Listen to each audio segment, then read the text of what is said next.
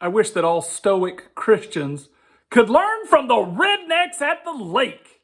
Man, so recently I went with my children to the lake to go cliff jumping. It's been years. I think it's been about 30 years since I went and jumped off the side of a perfectly good cliff to go splash in the lake. But let me tell you what the church needs to learn from that experience. Number one is that somebody has to invite you to go to the lake. You don't even know a lake exists. You sure don't know that cliffs exist and cliff jumping exists until somebody invites you to go. Well, rednecks will absolutely go out of their way to make sure that you are invited to go to the cliffs. The next thing is it takes some sacrifice to get to the cliffs. Somebody has to plan ahead. They have to plan the day. They've got to give up work. They have to pay for gas money. And if you know anything about rednecks, a lot of times they don't have a lot of resources, but they are willing to sacrifice and do whatever it takes to get to the next lake party. And so if Christians could learn anything about that, like if we'll sacrifice everything else in our life to get to the lake, why wouldn't Christians sacrifice everything they could to get to a church service? Also, to get to the lake and to find the cliffs took crystal clear directions. How are you going to get there if you don't know where this location is at? And this would just be good for any Christian. Don't just invite people to your church. Tell them exactly where you're located. Make sure it's crystal clear. Send them a ping, or whatnot. Send them the exact address. Make sure they log on the website with you. Make crystal clear sure that they know how to get there, because you don't want to have any kind of impediments. Also, the one thing about when we went to the lake is that it was kind of unfamiliar parking territory. I was kind of looking around. I felt like people were watching me because we were about to go do something that was illegal. Now, you might find that humorous, but cliff jumping here in this area has been illegal a long time, but nobody ever tickets or tries to stop it. And I think the reason for that is because it's marked illegal to keep the insurance liability down. So obviously it's kind of like jump at your own risk, but you don't really want to tell people jump at their own risk. But people jump at their own risk all the time in other places. And so, you got to be kind of protective and set this up. But the point was, since you're about to go do this unfamiliar thing in this unfamiliar area, you can be very on edge.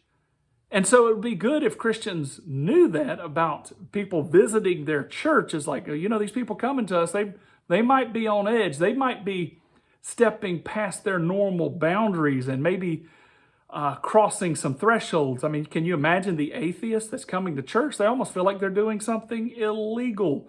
Or what about the unsaved person that's coming to church? They know they're doing illegal things. Do we not think they would feel uncomfortable coming to church? Is something that we should be aware of. Now, this next thing is, when I went to the lake, we were enthusiastically greeted. There was this guy that, as soon as he saw us, he went, "Hey!" And I was shocked. He was so enthusiastic looking at me when he went, "Hey!" There was no way on planet Earth he was talking to me. And so I did what any, civilized person would do. I just kind of walked on by him and pretended that he wasn't talking to me. But he was greeting me. And he did not let that detour him nor stifle him. And so he went, "Hey!" to the person right behind me, which happened to be one of my sons. And my son greeted him. And all of a sudden there was this instant encouragement, this instant acceptance. We're, so good to see you. Now, a lot of times when you go into a new church, you experience something very, very clearly, which is the church, it's their territory. Now, one thing that was incredibly obvious when we went to go cliff jump is this wasn't anybody's territory. It wasn't my only territory. It was not yours and ours. It was immediately our territory collectively. There were several different groups that were there jumping, and from several different backgrounds and several different interest groups. And there wasn't a "this is our territory" exclusive. It's our territory together. It was an immediate mindset, and it would be so wonderful if the church would pick up that and say, "Hey, when you come, I'm glad that you're here. This is our house. This is our place of fellowship with the Father." Also, there was no judging here at the lake. Now, out there on the lake itself, there was some judging. If you didn't have the newest speedboat or the fastest speedboat or the newest gear or the newest jet ski, then there was definitely some judging going on and some comparison going on. But over on the cliffs, where the poor people were trying to entertain themselves, and that probably tells you a little bit about myself. So over on the cliffs where people are trying to entertain themselves with free activity, there was no judging at all. And here I am in my late 40s, and stripped down to my bathing suit, and I am not 19. I'm not striated with muscle anymore. I am a fat blob.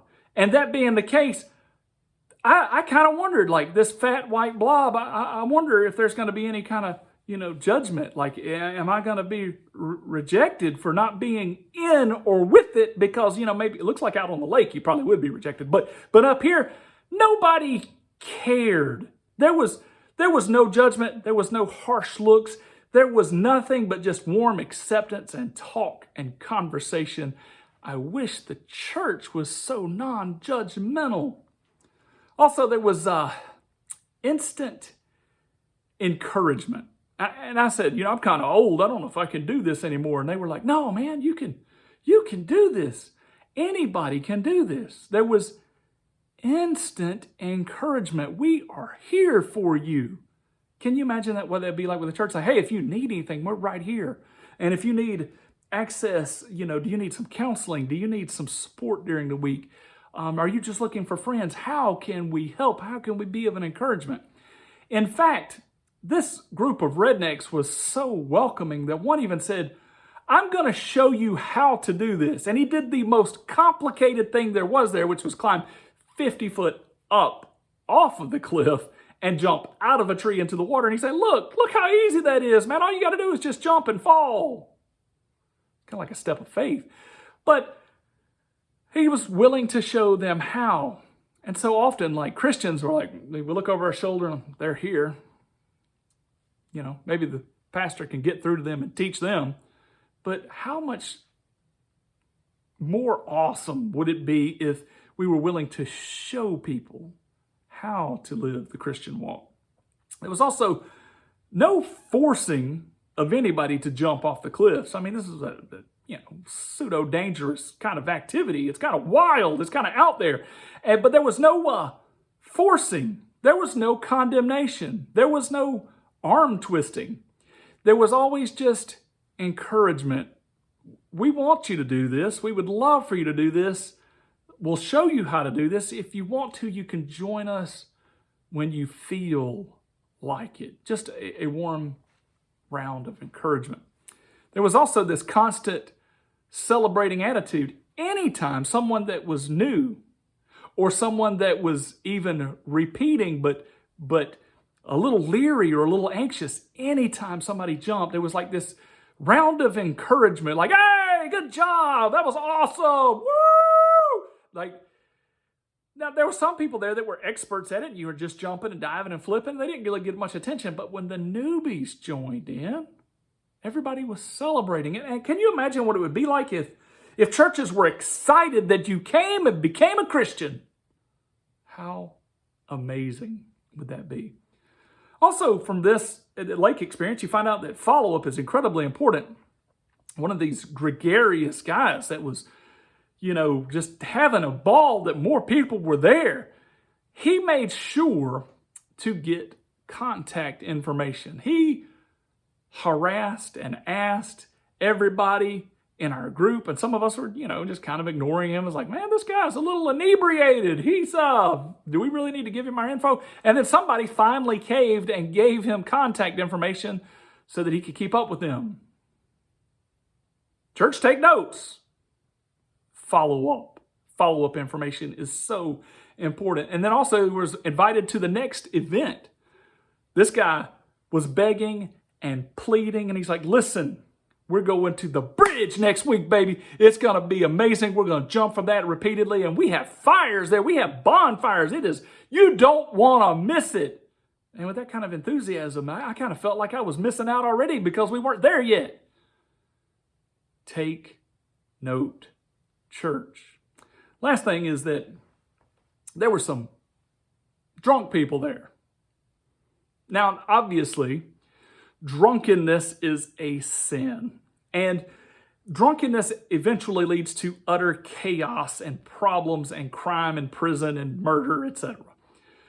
But the example from the lake then is if such beautiful things seem to be happening with a fleshly spirit of drunkenness, what would happen if the church was truly drunk and intoxicated with the power of the Holy Spirit, just like Paul recommends?